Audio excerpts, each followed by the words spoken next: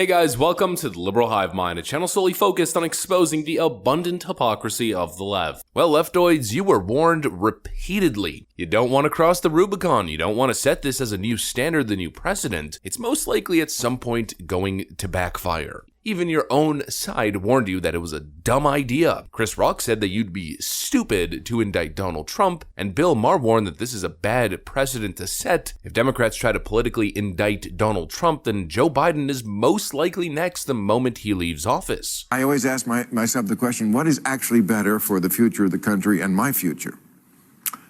Because I don't want to live in a country where we are one of these places where whoever is president, as soon as they get out of office, they go after them, and I guarantee.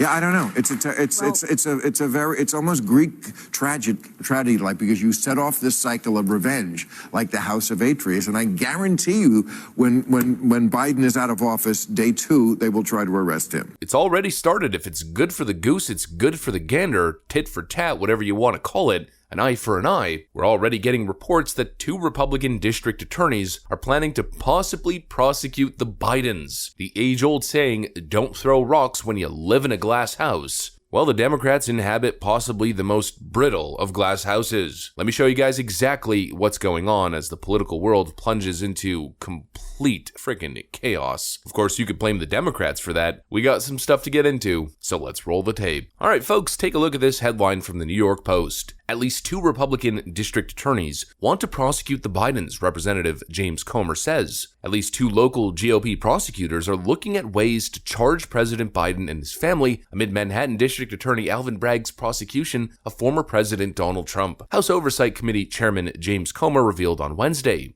And I'll tell you one of the things that I don't think's been picked up a lot that's going to be a problem. And I had 2 calls yesterday, one from a county attorney in Kentucky and one from a county attorney in Tennessee. They were Republican, obviously, both states are heavily Republican. They want to know if there are ways they can go after the Bidens now.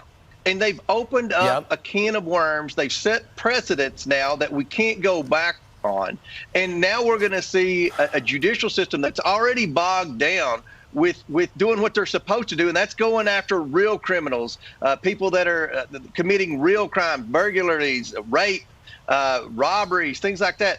And now you're going to start seeing ambitious political people like Alvin Bragg try to make a name for themselves and go after big pie-in-the-sky federal cases. Okay, right. And it's just not a good path that we need to go forward on in our judicial. And so it's on, and if this ball really starts to roll, what do you think Democrats are going to say? This is a weaponization of the justice system. It's a political persecution, a witch hunt. And wouldn't that be rich? Donald Trump being politically persecuted by Alvin Bragg over ridiculous charges, which the legal theory, of course, doesn't make sense. And secondly, the statute of limitations in New York is already up. And on top of that, federal election crimes don't even fall in his jurisdiction, but that case is justified in the most important in American history. Everyone should be held accountable, even former US presidents. Well, if it's justified to pursue a pathetic zombie case on shoddy legal grounds and legal theory, well then the same standard must apply to the Bidens and their multi-million-dollar illegal foreign lobbying racket, their pay-for-play political influence peddling scheme, which continues to get more serious as the evidence stacks up. Well, what's going to happen then? Especially considering the difference in terms of just sheer quality of the 2 cases. The Alvin Bragg Donald Trump case was built off nothing. The indictment is pathetic. The entire case was built off a known liar, a known criminal perjurer. Meanwhile, the Biden case could potentially be built on, well, get this, actual evidence. Actual bank records and transactions and emails. Not to mention, some of the witnesses involved, again, are much more credible. Alvin Bragg's case is built off a liar with a clear vendetta to go after Donald Trump. Well, if Tony Bobulinski decides to turn on the Bidens, like he already has, already you could see that the witnesses here could be a whole lot more credible. Let's not forget that Tony Bobulinski has already confirmed 1,000% that Joe Biden is the big guy. I 1,000% sit here and know that the big guy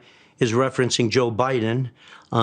That's crystal clear to me because I lived it. I met with the former vice president in person multiple times. We have text messages, voicemails, email evidence, suspicious $50,000 a month rental agreements for a property maybe worth $5,000 or $6,000 a month, multi-million-dollar wire transfers, millions of dollars being sent to the Bidens, totally unexplained. Democrats, you set the standard and now it's time to live by it. And of course the Bidens aren't going to be the first. It's the whole frickin' lot of them. I mean, Hillary Clinton, for instance. Why not revive the investigation into the campaign finance violations, or endlessly continue the John Durham investigation and start prosecuting it locally? I mean, if Alvin Bragg did it to Donald Trump, pursuing a federal campaign violation that's totally inconsistent and made up, then I guess it sets legal precedent for anyone else to do the same. You opened up a Pandora's box, and it's going to be real hard to frickin' close it. And while we're at it, the Bidens, the Clintons, might as well add the Obamas as well. And speaking of the Obamas, this just dropped. Leonardo DiCaprio testifies that CCP-linked Malaysian financier, now a fugitive, sent $30 million to Obama during the 2012 campaign. Movie star Leonardo DiCaprio took to the stand in a federal trial on Monday that seeks to hammer down the details of what appears to be a money funneling scheme that features a Malaysian financier funneling tens of millions of dollars through a prominent 90s rap artist for the purpose of donating to former President Barack Obama's 2012 re-election campaign. DiCaprio plays into the saga because he was said to have partied with Joe Low, a Malaysian financier who apparently suggested to DiCaprio once during a conversation that he intended to contribute to Obama's presidential campaign, according to the New York Post. DiCaprio said it was a casual conversation about what party he was in support of. I told him what party I was in support of, and he told me that he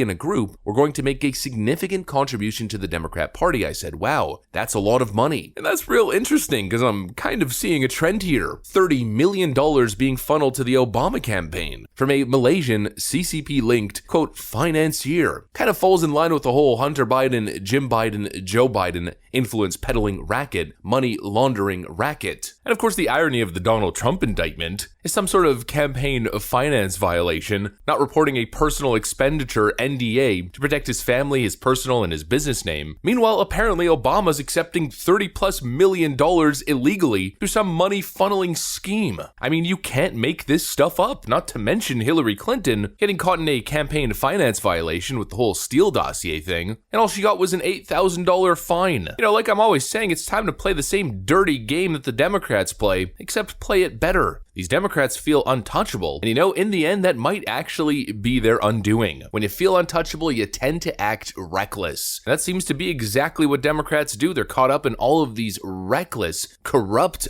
criminal acts, it seems. And I think at the end, all it's really gonna take is a little bit of digging in. And in the end, who knows what an actual legitimate investigation is going to uncover. Democrats created the standard, created the precedents. They opened up the Pandora's box. It might not immediately affect them, but at some point, I think the boomerang is gonna come right back for them, and it might be a brutal wake-up moment. That's what I got for you guys. Hopefully you enjoyed this video. If you did, make sure to leave a like and possibly subscribe to the channel. Thanks for watching, and I'll see you on the next one.